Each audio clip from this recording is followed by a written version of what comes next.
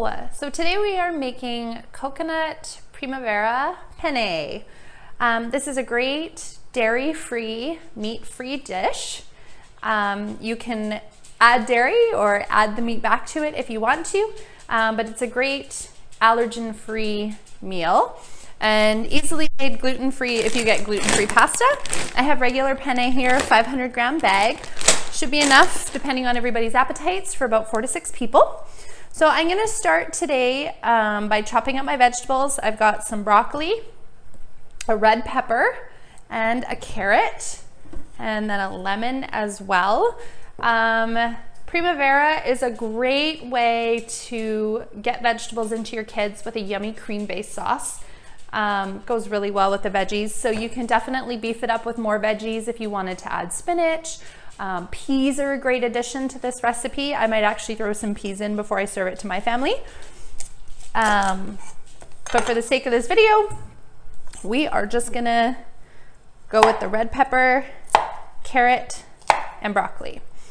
I like to cut my broccoli up fairly small. I don't like getting big chunks of broccoli, so as you can see, mine is pretty small. I also find it helps kind of cook it a little bit faster. There is nothing I dislike more when I'm trying to enjoy my nice meal than getting big chunks of vegetables, or big chunks of anything really, especially if you're eating a salad and there's like a giant leaf of lettuce that you can't fit in your mouth. It drives me crazy. So you'll kind of always see me cutting my vegetables into small bite-sized pieces. Try to make them kind of a uniform size so they cook evenly. Okay, so next we're gonna cut the carrot. It's a giant carrot. If you've watched my videos before, you know that I don't peel any of my vegetables, but I do wash them.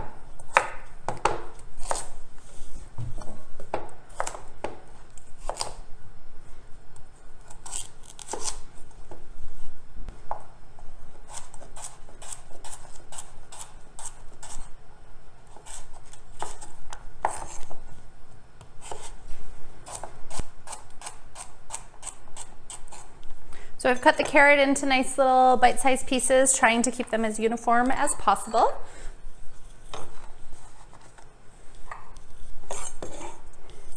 Now we're going to do the red pepper. So I've got my paring knife out for the red pepper, just because I find it's easier to maneuver it around the pepper and get it cleaned up.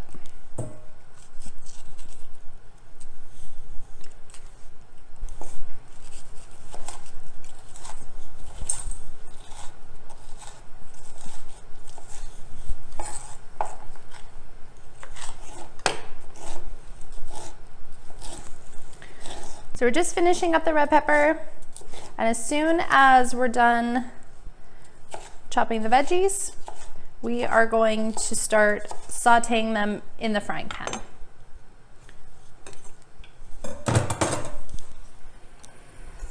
So while I was chopping the veggies, I had a pot of water on, getting it ready to boil. So I'm just gonna add some salt to the water. This is pretty much the only opportunity you have to season your pasta, so make sure that you salt your water well. Water is at a rolling boil, so I'm gonna dump the whole bag in.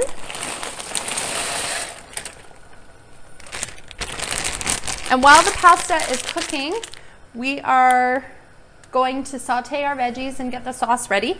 Make sure you give this a stir every couple of minutes just to make sure that the noodles are cooking uniformly and that they're not sticking. So I have my pan heating up over medium-high heat. We're gonna add a little bit of olive oil. Probably a better choice than some vegetable oil. It's got lots of good fats in it. Once your pan is hot, and you can easily move that oil around and you can smell the olivey smell, you're gonna add your vegetables. So that was red peppers and carrots, and I'm gonna add the broccoli as well.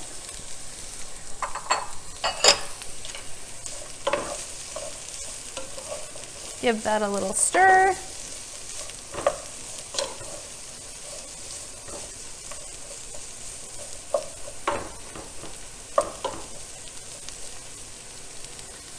So I'm gonna add some salt and pepper and do some seasoning at this level. Feel free to do that if you have those items available. Most likely you have a spice mixture ready to go. And this has flour, nutritional yeast. Nutritional yeast is a great substitute for cheese. It has a cheesy flavor.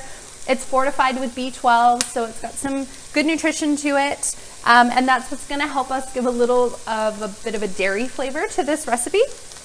This also has garlic powder and some onion powder as well. Good rule of thumb for sauteing veggies, you wanna get some nice color on them. And the key to that is to not move them around too much. So let them get some nice color on one side and then toss them and then let them get color on the other side. I'm just gonna check on our pasta. We're at a nice rolling boil. If you live on pasta like I do, you start to be able to see when the noodles are ready rather than taste them. We're still probably about 4 minutes away. I'm gonna give these a little toss. Okay, so our veg is looking really good. I just tried a piece of broccoli and it's a little bit crunchy now still, which I think is perfect.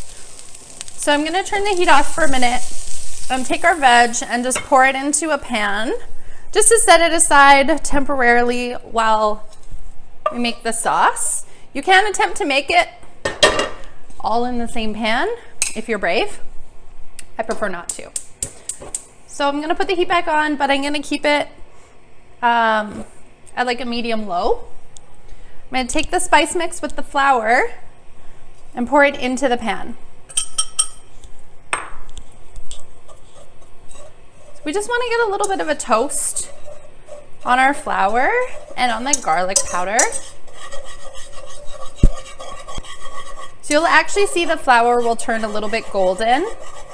Just be careful, it will burn and it will burn quickly. So you only want to do this for just a minute. The reason that you're seeing it yellow is just the nutritional yeast.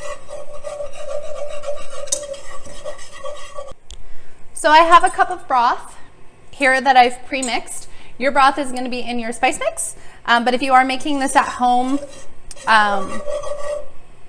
without the pre-made spice mix, you're going to want to mix up your broth, pour it in slowly, and make sure you whisk while you're doing so. It's going to be a little bit lumpy. Try to get all those lumps out. And make sure that you whisk consistently because you do not want this to burn. Keep whisking. Grab your coconut milk. Never stop whisking and slowly add your coconut milk.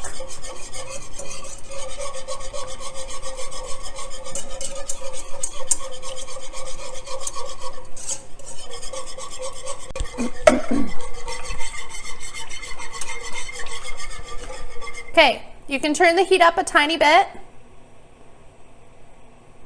to bring the sauce to a low simmer, just to activate that flour that will help the sauce thicken up. Keep an eye on it. You don't want it to boil and you don't want it to burn. So all these little bubbles are kind of what you're looking for. Keep it so that it doesn't get to a full boil, but this is going to help your sauce thicken. Okay, so I've turned the heat right down to low, and the sauce is now starting to thicken up just slightly. We're not looking for a super thick sauce here. We still want it to be nice and light. So this is about the consistency that we're looking for. So we're going to add our vegetables back to the sauce.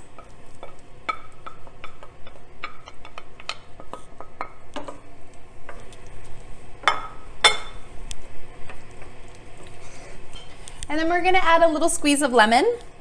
So go light on the lemon here and then taste it and then add more if you want to, depending on how lemony you want it.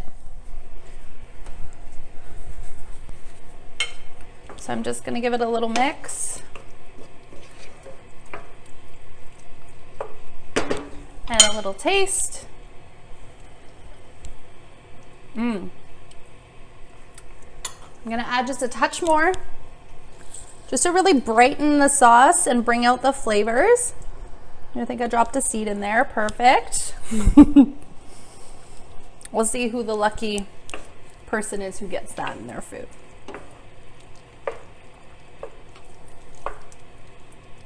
Okay, give it another little taste. Perfect, so good. Okay, I've got my drained penne over here. Now we've set aside some pasta water just to help thicken the sauce with the starch from the pasta water. So we're gonna add the sauce first and see where we're at.